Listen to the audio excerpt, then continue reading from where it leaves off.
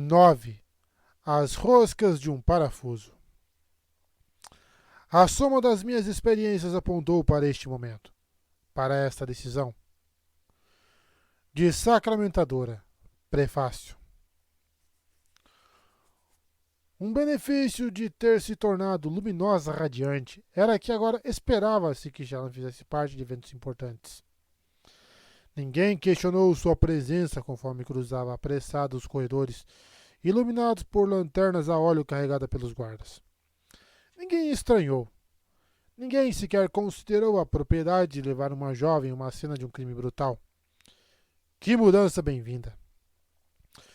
Pelo que ouvira por alto do que a batedora dissera a Dalinar, o cadáver era de um oficial olhos claros chamado Vedekar Perel. Ele era do exército de Sebarial, mas Shallan não o conhecia. O corpo havia sido descoberto por um grupo de batedores em uma parte remota do segundo nível da torre. Conforme se aproximavam, Dalinar e seus guardas correram pelo resto da distância, ultrapassando Shallan. As tormentosas pernas compridas dos alitianos. Ela tentara sugar um pouco de luz das tempestades, mas ela havia usado tudo naquele mapa desgraçado, que se desintegrara em uma lufada de luz quando eles partiram. Isso a deixou exaurida e irritada. À sua frente, Adolin parou e olhou para trás, hesitando por um momento, como se estivesse impaciente. Então foi na direção dela em vez de correr adiante. Obrigada, disse Shallan enquanto ele acompanhava o seu passo. Não é como se ele fosse ficar mais morto, não é? Respondeu ele. Então riu, sem jeito. Alguma coisa naquela situação deixara-o seriamente perturbado. Ele procurou a mão dela com sua mão ferida, ainda em uma tala, então fez uma careta de dor. Shallan, em vez disso, segurou o braço dele e Adolin ergueu a lanterna de óleo, ambos seguindo às pressas. As camadas ali formavam uma espiral, se torcendo ao redor do piso, teto e paredes como as roscas de um parafuso. Era interessante o suficiente para que Shallan capturasse uma lembrança para desenhar depois. Shallan e Adolin finalmente alcançaram os outros, passando por um grupo de guardas que mantinham o perímetro. Muito embora a Ponte 4 houvesse descoberto o corpo, eles haviam enviado reforços Collin para fazer a segurança da área. Eles protegiam uma câmara de tamanho médio, não é câmara? Agora iluminada por diversas lamparinas a óleo. Shallan parou na entrada, diante de um degrau que cercava uma ampla depressão quadrada de talvez 1,20 m de profundidade, cortada no chão de pedra da sala. As camadas da parede continuavam suas misturas curvas e retorcidas de laranja, vermelhos e marrons, se inflando pelas laterais da câmara em faixas largas, antes de unirem-se em tiras finas para seguir o corredor que conduzia ao outro lado. O homem morto estava no fundo da cavidade. Shallan se preparou, mas ainda assim considerou a visão nauseante. Ele estava deitado de costas e havia sido apunhalado através do olho. Seu rosto estava coberto de sangue, as roupas desarrumadas devido ao que parecia ter sido uma luta prolongada. Dalinar e Navani estavam na beirada da concavidade. O rosto dele estava rígido, uma rocha. Ela cobria a boca com a mão segura. Nós o encontramos assim, Lume Nobre, disse Pete, o carregador de pontes. Nós o chamamos o senhor no mesmo instante. Raios me leve, se não parece exatamente igual ao que aconteceu com o grão-príncipe Sadias. Ele está até deitado na mesma posição, disse Navani, agarrando as saias e descendo alguns degraus até a área inferior, que compunha a maior parte do recinto. Na verdade, Shallan olhou para a parte superior da câmara, onde várias esculturas de pedra, como cabeças de cavalo, se estendiam das paredes com as bocas abertas. Fontes de água, ela pensou. Essa é uma câmara de banho. Navani se ajoelhou ao lado do corpo, longe do sangue correndo rumo a um dreno no outro extremo piso da banheira. Notável. O posicionamento, a perfuração do olho, É exatamente o que aconteceu com Sadias. Deve ser obra do mesmo assassino. Ninguém tentou proteger Navani da visão, como se fosse completamente apropriado para a mãe do rei cutucar um cadáver. Quem saberia dizer? Talvez em Aletcart se esperasse que as damas fizessem coisas assim.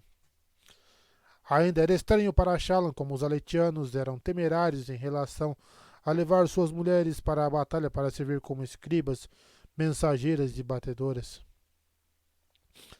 Ela voltou-se para Adolin para saber qual era sua leitura da situação e encontrou de olhar fixo, horrorizado, a boca aberta e os olhos arregalados. Adolin, você o conhece? Perguntou Shallan. Ele não pareceu escutá-la. Isso é impossível, murmurou ele. Impossível. Adolin? Eu. Não, eu não o conhecia, Shallan, mas imaginei. Quero dizer, deduzi que a morte de Sadez era um crime isolado. Você sabe como ele era. Provavelmente se meteu em encrenca. Muitas pessoas o queriam morto, certo? Parece que foi mais do que isso, observou Shallan cruzando os braços. Dalinar desceu os degraus para se juntar a Navani, seguido por Pete, Lopen e, incrivelmente, Relen da Ponte 4, que chamou a atenção dos outros soldados, vários dos quais se posicionaram para proteger Dalinar do parche indiano. Eles o consideravam um perigo, independentemente do uniforme que usasse. Colote, chamou Dalinar, voltando-se para um capitão olhos claros, que conduziu os soldados até ali. Você é um arqueiro, não é? Quinto batalhão? Sim, senhor. Anda patrulhando a torre com a ponte 4? Indagou Dalinar.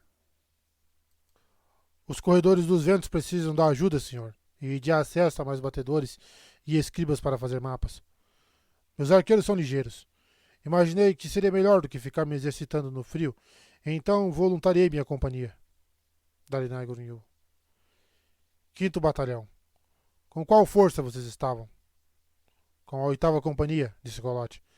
Capitão Talan, um bom amigo meu. Ele não sobreviveu, senhor.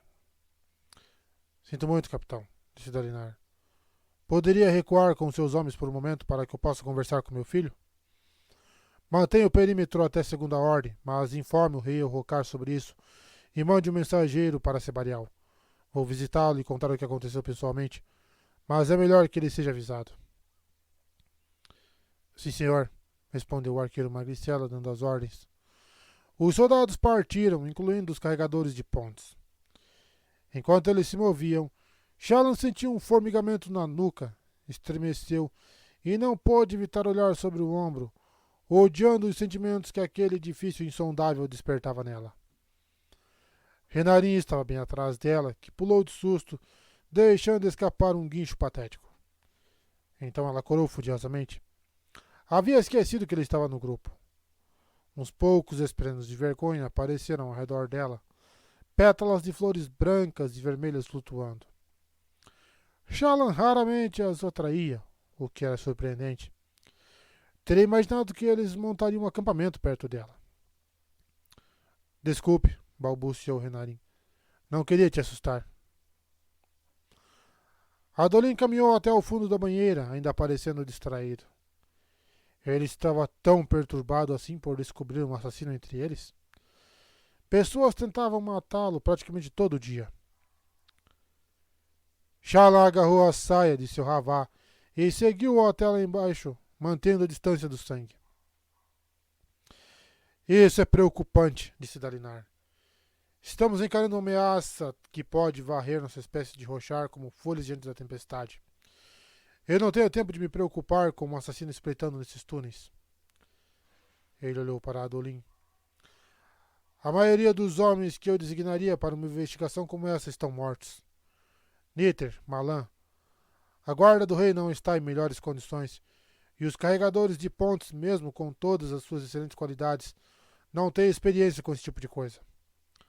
Vou ter que deixar isso com você, filho. Comigo? Perguntou Adolin.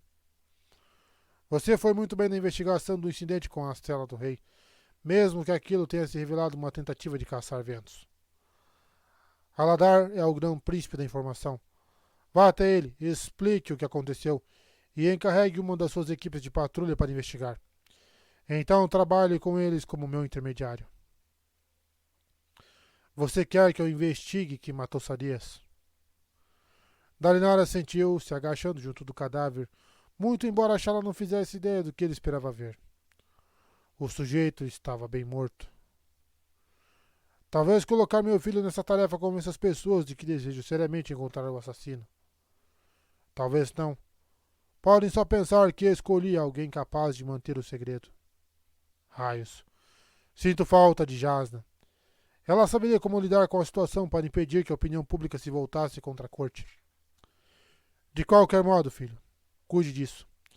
Certifique-se de que os grãos príncipes restantes pelo menos saibam que consideramos esses assassinatos uma prioridade e que estamos comprometidos a descobrir quem os cometeu. Adolin engoliu em seco. Entendido. Shala estreitou os olhos. O que dera nele? Ela olhou para Renarin, que ainda estava lá em cima, na faixa ao redor do reservatório vazio.